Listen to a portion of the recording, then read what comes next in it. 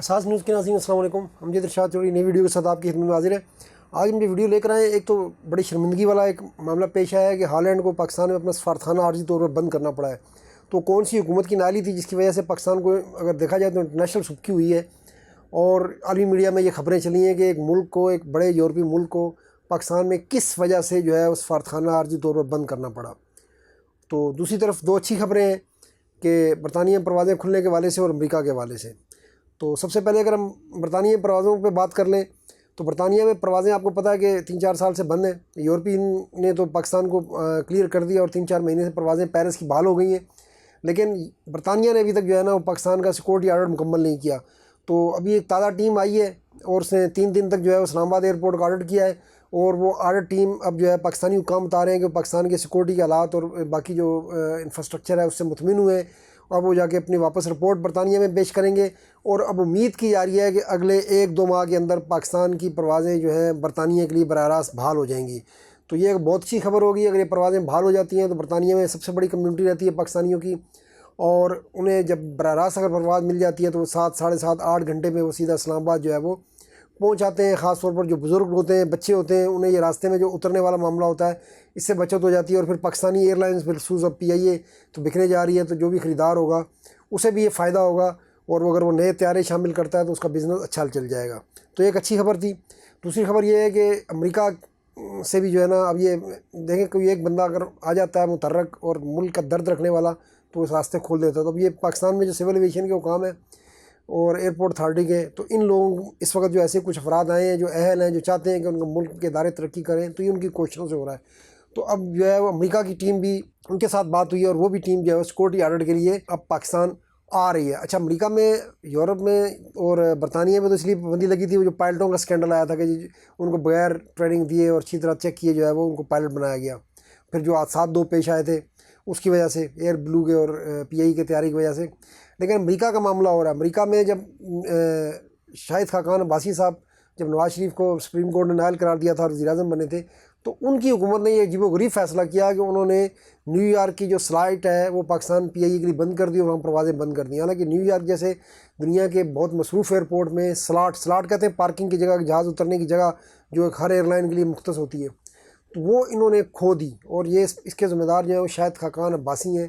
کہ اب ان سے پوچھا کسی نے نہیں, نہ آج تک پوچھا ہے, نہ میرے کو پوچھے گا, بڑوں سے کون پوچھتا ہے کہ انہوں نے آخر یہ فیصلہ کس بنیاد پر کیا تھا, انہوں نے کیوں PIA کے لیے نیو یارک جیسا روٹ بند کر دیا, جو اگر ایک تو مسافروں کے حوالے سے بھی اہم تھا, اور دوسرا یہ کہ پاکستان کے حوالے سے کہ پاکستان کی اگر فلائٹ نیو یارک جاتی ہے PIA کی, تو یہ PIA کے لیے اور پاکستان کے لیے بھی ایک جو ہے وہ معیار کی بھی علامت ہوتا ہے. تو بہرحال دیکھتے ہیں, اللہ خیر کرے, امریکہ کے لیے بھی کھل جائیں اور برطانیہ کے لیے پروازیں کھل جائیں, تاکہ امریکہ اور برطانیہ میں رہنے والے پاکستانیوں کے لیے سہولت مل جائے.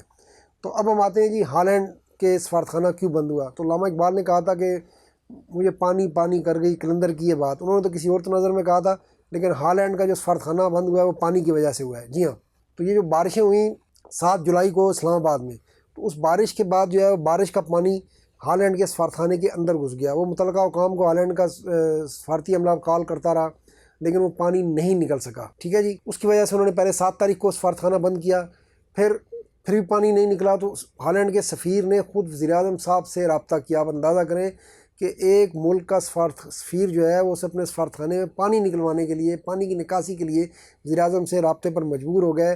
اور اس پہ ہم جو ہے ہمارے دعوے سنے کہ ہم نے جو ہے پتہ نہیں کیا کون سا نظم و نسق قائم کر دیا, اور کون سی حکومت جو ہے ہماری جو ہے مار کے انجام دے رہی ہے. تو اب جو ہے وزیر اعظم صاحب نے برہمی, وزیر اعظم صاحب کا یہی کام ہے, وہ ہر معاملے پر شکایت پر برہمی کا اظہار کر دیتے ہیں, اور برہم کس پہ ہوتے ہیں اس کا کچھ پتہ نہیں چلتا, نہ اس پہ کوئی کارروائی ہوتی ہے. تو وزیر اعظم نے برہمی ظاہر کر دی, لیکن ان کی برہمی کسی کام نہیں آئی, اور جو پانی کی نکاسی نہیں ہو سکی, تو ہالینڈ کے سفارتخانے نے عارضی طور پر جو ہے وہ سفارتخانہ بند کرنے کا اعلان کیا.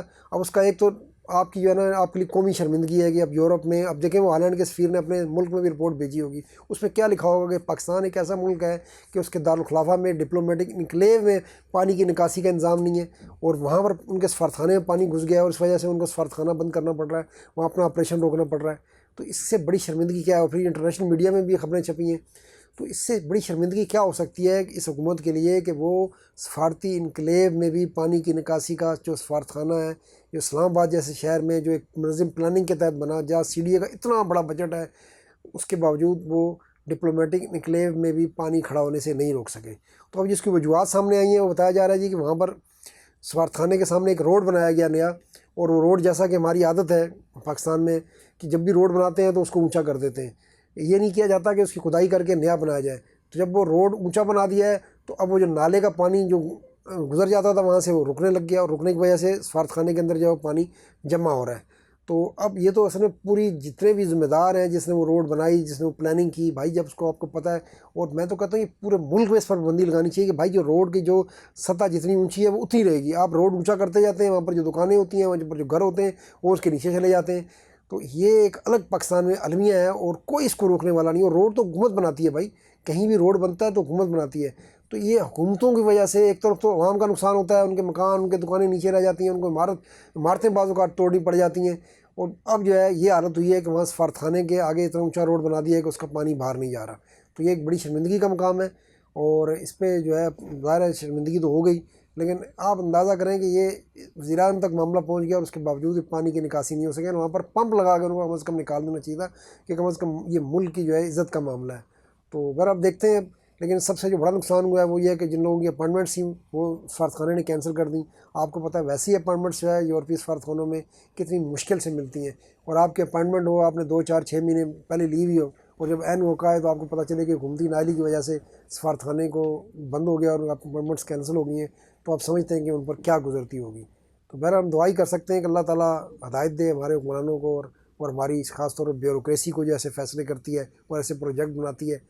तो वरना तो हमारा जो 75 साल से जो हाल है वो ऐसा ही है। आज के लिए इतना ही, इंशाल्लाह फिर मिलेंगे। अल्लाह हाफ़िज़।